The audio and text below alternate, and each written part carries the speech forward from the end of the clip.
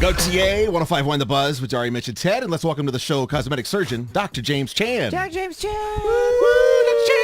Dr. Chan. Tell us a joke. I don't have a good one.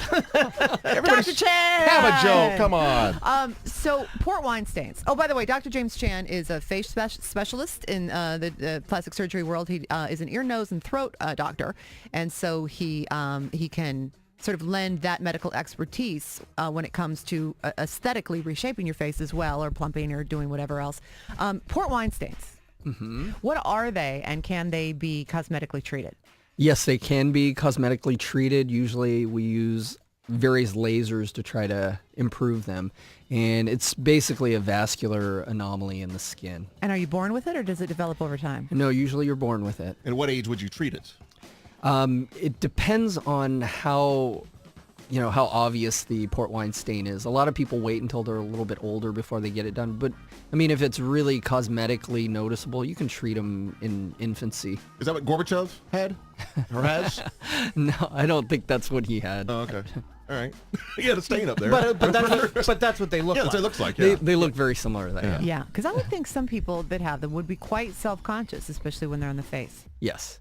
Let's talk about a new thing for cheeks. Now, first of all, what's the difference between filler and Botox? I know they're both injectables, but some people that aren't familiar with either procedure may kind of interchange them, and they're quite different. Yes, they're very different. A lot of people ask all the time if they are the same. And Botox basically is used to relax the muscles in the face so you can't develop wrinkles. You can't make wrinkles.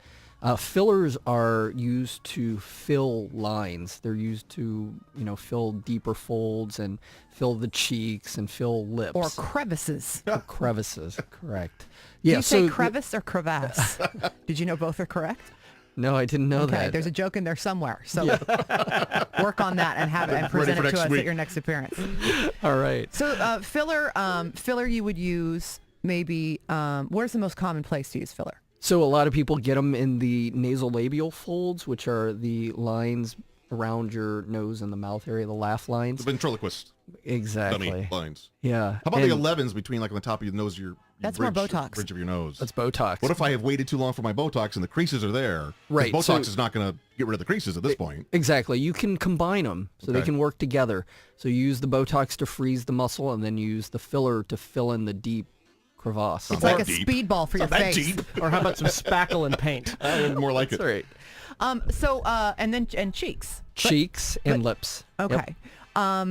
And where on the cheeks would you put filler to look best? Would you put it, because I know that that filler in cheeks gives you a more youthful look because there's more fullness in your face when you're young.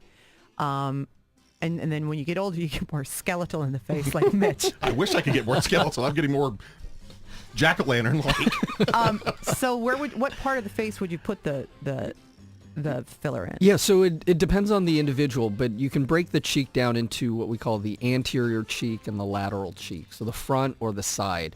And depending on the person, you may need it in both areas. You may need it in one area more than the other, but it really depends on the individual. How does it stay put in the cheek area? That's a good question. So it gets injected usually either in the skin or just under the skin, and it integrates with the tissue there, and it stays. Wow. So it doesn't float all around. Right. Interesting. You're worried about it migrating, aren't you? Well, yeah. It seems like it could be a big blob in the middle of your forehead or something. That's No. probably what would happen. All right, but if you know what you're doing, I trust you. So. Yeah, they don't move. Okay. But one of the newest ones here that we're going to talk about is Voluma. It's the first FDA-approved one for the cheek area, and this has a lot of volume to it. That's why it's called Voluma.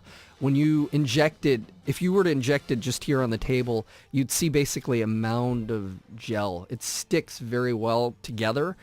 The old fillers that we use in other areas of the face, when you inject it, if you were to inject it here on the table, it would just kind of, leak Ooze out away. and ooze. Yeah. So this has a lot of structure to it, and it's great for the cheek area. Wow. Also, it lasts much longer. Yes, so most fillers that we use last a year or less. Voluma is one of the few that lasts a long time. It lasts 2 years. But along with that, the other thing that's unique about it is reversible. So if you don't like it, Take out this Voluma. exactly, you can inject something to basically dissolve it. Oh, wow. Wow. So it's great because if you've never had fillers and you don't know what it's going to look like in your face and you get it and you don't like it, well, now Voluma you can reverse, which is great. And it's great for the cheeks, you That's said. fantastic. It is fantastic. But can you use it anywhere else you would use a filler? The cheek is the main That's the area big one. that you'd use it. It's FDA approved for that area, and you might be able to use it in some other areas that are But you'd have deeper. to do it in a back alley. Don't do that. So does this mean that Mitch could change the appearance of his face, commit a murder, and then dissolve it all? Oh, Never thought of that. Yeah. let's not. You better start thinking about it. Why? It sounds like this would work for boobs. Are they experimenting with that? They have looked at using fillers for Boobs. boobs Yeah. and You can say breasts. You're a doctor. and buttocks and other areas, but the problem is it's really expensive. Oh, so to- it would cost. It would just. If you wanted them slightly bigger, then that might be the way to go. This But seems like otherwise, the same kind of BS as the like, Latisse. What are you saying, Ted? Well, that they're charging it because they know it would work, so they're going to charge you through the nose for it, so you're not going to use it for that because they want to sell it to you in the little bits. for a lot Latisse, of if you don't money. know, it can grow eyelashes. Yes, And it's, Ted it's wants stuff to- that's hair. It's like magic formula that grows hair. But they won't make it for the top of the head, just for eyelashes. Yeah, Right. explain this. Get to the bottom of it once and for all. Is this a profit deal?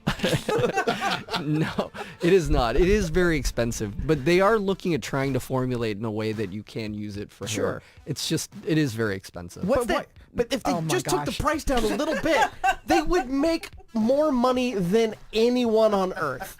If they fixed baldness, What you're going to see, Ted, is you're going to see a whole bunch of chemical scientists with lush, full heads of hair, well into their 80s and 90s. nope, still found nothing. Wait a minute, I I mean, protest. we have some, but it's limited, so it's going to cost you a lot of money. But what I'm saying is, like, if I had $1 billion and I bought a bunch of Latisse and poured it all over my head, would I have hair? Would I have a head full of We eyelashes?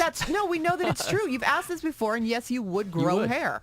Absolutely. they found the cure for baldness. What are they doing? They're keeping it quiet. But it's not Don't you quiet. understand? It's very expensive, the substance. It's got chemicals. It's really, you can only make it in tiny little This batches. explains Richard Branson.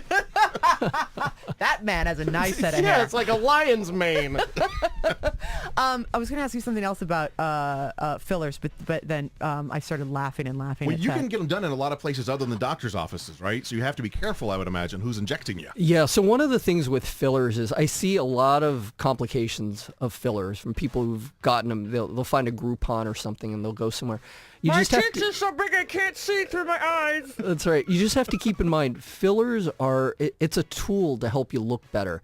It's not the end all. So you have to pick your practitioner. It's the practitioner who provides the artistry that creates the look you want. It's all about experience. I'd pick you because you're very experienced. Yes. Thank Dr. you. James Chan is, of course, a renowned plastic surgeon. He's here in the Pacific Northwest. You can go online and find him at drjameschan.com.